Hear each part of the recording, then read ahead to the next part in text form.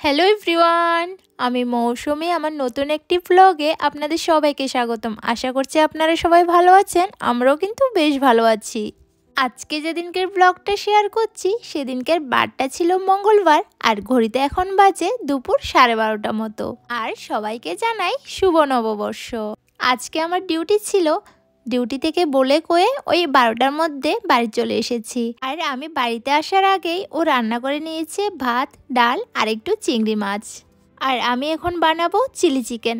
তো chilli chicken বানানোর জন্য চিকেন ব্রেস্ট নিয়ে নিয়েছি, তাতে দিয়েছি স্বাদ মতো নুন, হলুদ গুঁড়ো, লঙ্কা গুঁড়ো, ধনে গুঁড়ো, জিরে গুঁড়ো আর পরিমাণ মতো আদা রসুন বাটা, দুটো ডিম আর দিয়েছি কর্নফ্লাওয়ার আর একটু ময়দা। এবার এগুলোকে ভালোভাবে মেখে ওই আধা ঘন্টা মতো ফ্রিজে রেখে দেব। এই পার্বণের দিনে আমরা যখন আমি আর ভাই বাড়িতে ছিলাম, মা কিন্তু আমাদের পছন্দ মতোই সব কিছু রান্না করতো, আর এখন আমি চেষ্টা করি ওর পছন্দ মতো রান্না বান্না করতে। আর কিছু ছোট মাছ আলু দিয়ে মশলাপাতি দিয়ে মেখে রেখেছি। স্নান করে এসে রান্নাটা বসাবো। স্নান সেরে ঠাকুরকে একটু প্রণাম করে এসেছি। আজকে সকালবেলার পুজোটা ওই দিয়েছে। আজকে খুব ইচ্ছে করছিল শাড়ি পরতে, তাই ও আমাকে একটু কুচিগুলো ধরে দিচ্ছিল। আমি আবার ভারী শাড়ি পরতে পারি না, এই সিল্কের শাড়িগুলোই ভালো পরতে পারি। ওইদিকে আমি শাড়ি পরে একটু সাজুগুজু করতে করতে ও ক্যাপসিকাম, পেঁয়াজ আর মরিচগুলো কেটে নিয়েছে। চলুন, এবার আধা ঘন্টারও বেশি সময় হয়ে গেছে চিকেনগুলোকে ম্যারিনেট করে ফ্রিজে রেখেছিলাম। এখন এগুলোকে ফ্রাই করে নিই। রান্নাটা তাড়াতাড়ি হওয়ার জন্য এই দুটোতেই বসিয়েছি ভাজতে।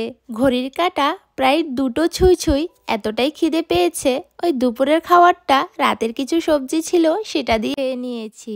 বাকি রান্নাটুকু শেষ করে সব পদ দিয়ে সাজিয়ে গুছিয়ে খাওয়াটা একেবারে রাত্রেই হবে। ভেবেছিলাম চিকেনটা একটু ঝোলঝোল করে রান্না করব, কিন্তু ও বলল চিলি চিকেনটাই বানাতে। চিলি চিকেনটা ও খেতে একটু বেশিই ভালোবাসে। চলুন এবার রান্নাটা শুরু করি। কড়াইয়ে তেল গরম করে তাতে আদা রসুনের পেস্টটা দিয়ে ক্যাপসিকামগুলো একটু নুন দিয়ে কিছুক্ষণ আগে ভেজে নিই। চিলি চিকেন রান্নার সময় ক্যাপসিকামগুলোকে আগে ভেজে নিই, কারণ পেঁয়াজ আর ক্যাপসিকাম একসাথে দিলে দেখা যায় ক্যাপসিকামগুলো সেদ্ধ হয় না, পেঁয়াজগুলো সেদ্ধ হয়ে যায়। আর দেখুন না, এইদিকে লঙ্কাগুলো প্রথমে বুঝতে পারিনি, ও একটু ছোট ছোট করে কেটে নিয়েছে। কিছুটা কাটার পর কি মনে উঠেছে জানি না, আমাকে দেখাতে নিয়ে গেছে এইভাবে কাটবো নাকি এইভাবে কাটবো। তখন আমি বললাম না, লঙ্কাগুলো একটু বড় বড় করে কাটতে হয়। আগেও একটু ক্যাপসিকামগুলো ভাজার সময় নুন দিয়েছিলাম, এখন পেঁয়াজগুলো দেওয়ার পর আরেকটু নুন দিয়ে দিলাম, সাথে দিলাম একটু লঙ্কা গুঁড়ো। যেহেতু কাঁচা লঙ্কাও দিয়েছি, লঙ্কা গুঁড়ো একটু কমই দিয়েছি। তারপর দিয়েছি টমেটো সস আর সয়া সস। এবার এগুলোকে ভালোভাবে মিশিয়ে নেব। চলুন এটা কিছুক্ষণ হতে থাকুক, ততক্ষণে আমি ওই দিকটায় মাছের যে পদটা রান্না করব সেটা বসিয়ে দিই। মাছগুলোকে স্নানে যাওয়ার আগে আলু আর একটু সব রেগুলার মশলাপাতি সর্ষের তেল দিয়ে মেখে রেখে গিয়েছিলাম। এখন কড়াইয়ে তেল গরম করে 5 ফোড়ন দিয়ে এগুলোকে ভাজতে দিয়ে দিলাম।